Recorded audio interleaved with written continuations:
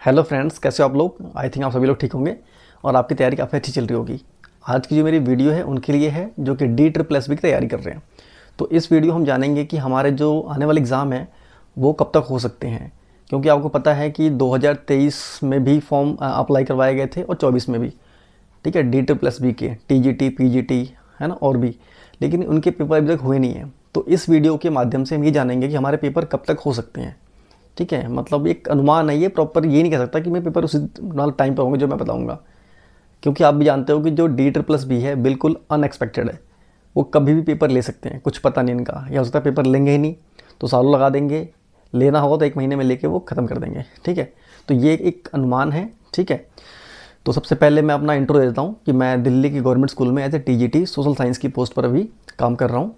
तो ठीक है, स्टार्ट करते हैं वरना बहुत लंबा हो जाएगा वीडियो।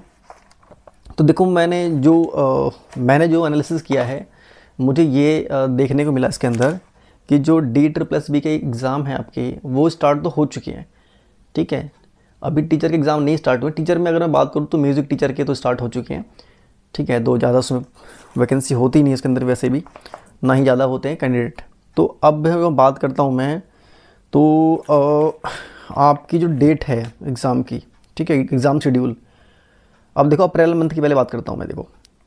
ठीक है, फिर मैं बताऊंगा कि मैं क्यों ऐसा कह रहा हूँ कि एग्ज़ाम कब होंगे। ठीक है, अच्छा, वीडियो स्टार्ट करने से पहले प्लीज़ यार आप लोग ना लाइक कर दिया करो वीडियो को। ठीक है, तभी तो मुझे मालूम चलेगा कि मेरी वीडियो आपको अच्छी लग रही नहीं लग रही है। मैं सोचता हूँ पता नहीं वीडियो अच्छी लग रही नहीं लग रही है आप लोगों को। ठीक है, बहुत मेहनत करनी पड़ती है वीडियो बनाने के लिए। कैमरे सामने आकर के बोलना ना, हालत ख़राब जाती है। तो प्लीज़ थोड़ा सा लाइक कर दिया करो यार, थोड़ा सा लाइक कर ही दिया करो। ठीक है, तो स्टार्ट करते हैं हम फटाफट।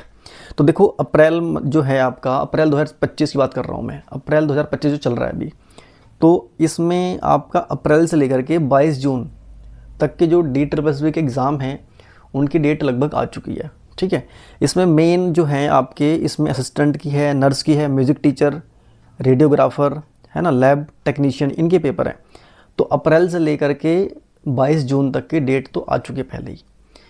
ठीक है, अब ध्यान से सुनना मेरी बात, बिल्कुल ध्यान से बोल रहा हूँ। अप्रैल से लेकर के 22 जून तक के डेट शीट हमारी आ चुकी है। डेट शीट मतलब एग्ज़ाम के शेड्यूल आ चुका है DSSS का। फिर एक सेकंड शेड्यूल हमारा फिर आया है, वो आया है 5 मई से लेकर के 7 मई तक का। 5 मई से 7 मई तक का। ठीक है, इसमें आपके जो पेपर है 5 से लेकर 7 मई तक के, इसमें आपके फार्मासिस्ट के हैं, सेक्शन ऑफिसर के हैं, लैब असिस्टेंट के हैं, इनके पेपर हैं। तो अप्रैल हो गया, मई हो गया। ठीक है, फिर जो है हमारा, अब देखो, जो हमारा ये है, जो DSSS के एग्ज़ाम जो कंडक्ट होता है जिन सेंटरों पर, वो हमारे कौन से आयोन होते हैं, आयोन डिजिटल जोन होते हैं। ठीक है, वो अलग अलग जगह पर दिल्ली के अंदर है, तो वहाँ होते हैं। मेनली हमारा नोएडा सेक्टर 62 का जो मेन है, बहुत बड़ा सेंटर है। और एक और है, आई थिंक याद नहीं आ रहा मुझे कौन से रोड पर है, वो पता होगा आपको, सोनीपत रोड पर है आई थिंक वो है। ठीक है, या मेरठ रोड पर है एक और ऐसी 2-3 है सेंटर जहाँ हमारे DSSS के एग्ज़ाम होते हैं। अब ये देखो, हमारे जो दिल्ली के अंदर इन सेंटरों पे एग्ज़ाम है, कौन कौन से एग्ज़ाम है समझो पहले एक बार, थोड़ा टाइम लगेगा समझ जाना। ठीक है, भागना मत। जी मेंस का, ठीक है, जी मेंस के एग्ज़ाम है 2 से लेकर 9 अप्रैल तक के। फिर आपके CUET के एग्ज़ाम है 8 मई से लेकर 15 जून तक के।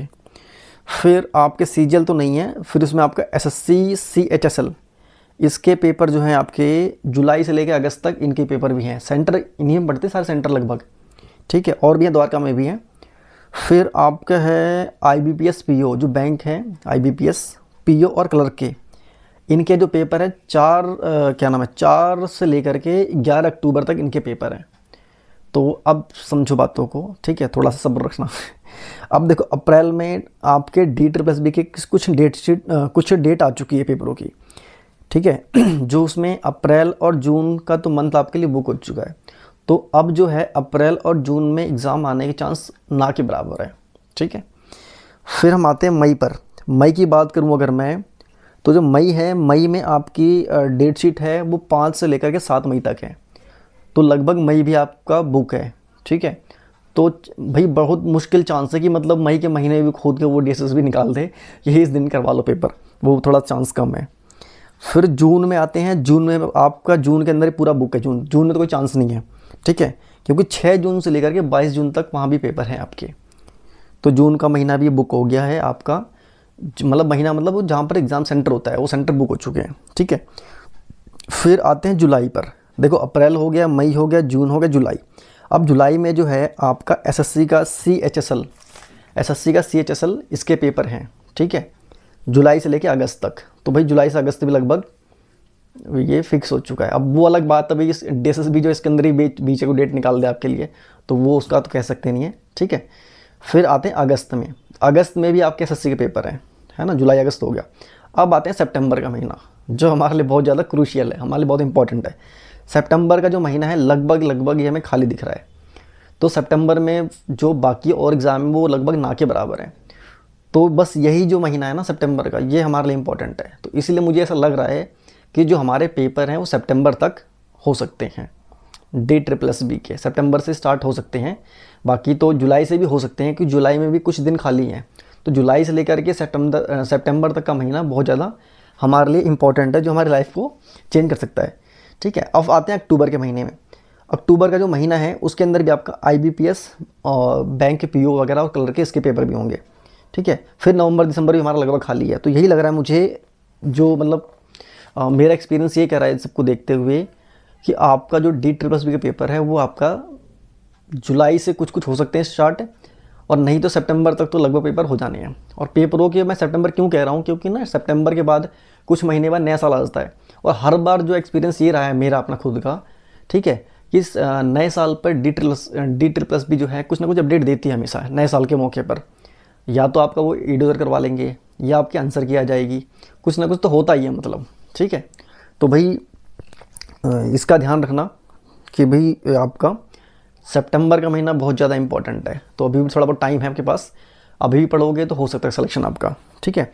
और फाइनल जो सिलेक्शन मुझे लग रहा है, जो दिख रहा है मुझे होते हुए, लास्ट जो फाइनल आपका जाएगा रिजल्ट, वो आपका 2026 के होली से पहले, कि होली तक आते आते, क्योंकि DSSB का जो वो देखा है ना मैंने, लगभग कुछ फेस्टिवल देखते हैं, कुछ मेन डे आ रहे होते हैं, तो उससे पहले आपका रिजल्ट वगैरह कुछ ये देते हैं ये।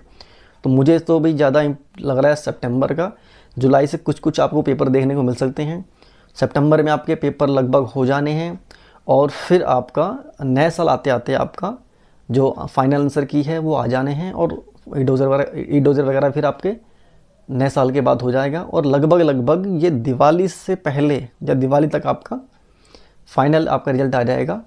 और उसके बाद आपको ज्वाइनिंग लगभग अप्रैल मई तक लगा लो कि ज्वाइनिंग खिंच जाएगा आपका। तो नए सेशन से आपका जो भी स्कूल है आपको मिल जाएगा वो, ठीक है। तो भाई बस ये है मेरा अपना खुद का सोचना है।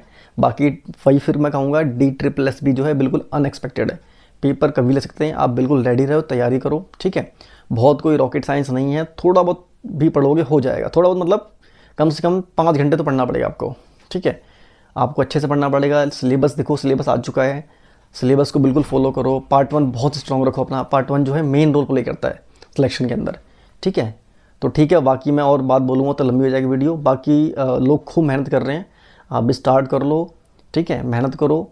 और बाकी कोई डाउट है तो आप कमेंट करो, ठीक है। प्लीज़ वीडियो को लाइक करो, शेयर करो, ठीक है। Okay, thank you.